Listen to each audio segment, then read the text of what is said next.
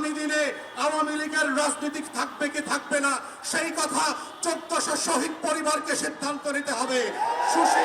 কোন সুশীল উপদেষ্টার কথায়, কোন শাশুড়ির কথায়, দিল্লির কথায় সেই সিদ্ধান্ত হবে না।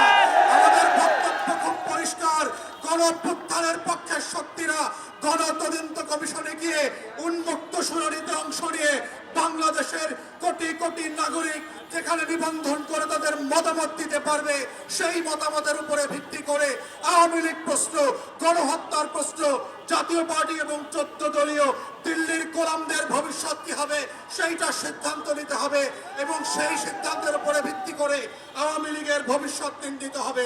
এই প্রস্তাব দেবার 7 মাস 8 মাস পেরিয়ে গেলে পরে আমরা দেখতে পাচ্ছি জুলাই গণহত্যা নিয়ে কোনো উচ্চবাচ্য করবার আয়োজন দেখতে পাচ্ছি না।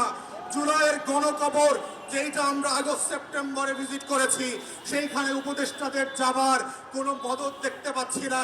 অথচ এখানে অনেক উপদেষ্টা দেখেছি 71-এর চেতনা বিক্রি করতে করতে 14ই ডিসেম্বরের শহীদদের কবর জিয়ারত করতে করতে মুখে ফেনা তুলে ফেলেছেন, কিন্তু রায়ের বাজার বধ্যভূমিতে জুলাইয়ের 114 শহীদের কবর জিয়ারত করার সময় তাদের নাই। প্রধান উপদেষ্টাকে বলছি এই শহীদরা না থাকলে প্রফেসর মোহাম্মদ ইউনূস আপনি আজকে জেলে থাকতেন।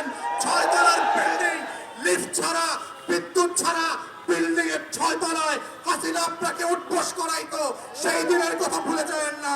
আপনার মামলাগুলো আজকে আদালত দিয়ে নাই করে দিয়েছেন। এই নাই করার রাজনীতি হইতো না, আপনার মামলা চলতো। যাদের রক্তের কারণে আজকে আপনি বেকসুর খালাস, যাদের রক্তের কারণে আপনি প্রধান উপদেষ্টা হয়েছেন, তাদের রক্তের বদলা যদি না নেন আপনাকে আগামী দিনের মানুষ ক্ষমা করবে না। বাঙালির চরিত্র বুঝতে হবে। তারা প্যারিস থেকে এসে এদের নায়ক যেভাবে বানাইতে পারে, তারা মির্জাফরের মতো খলনায়ক বানাইতে পারে।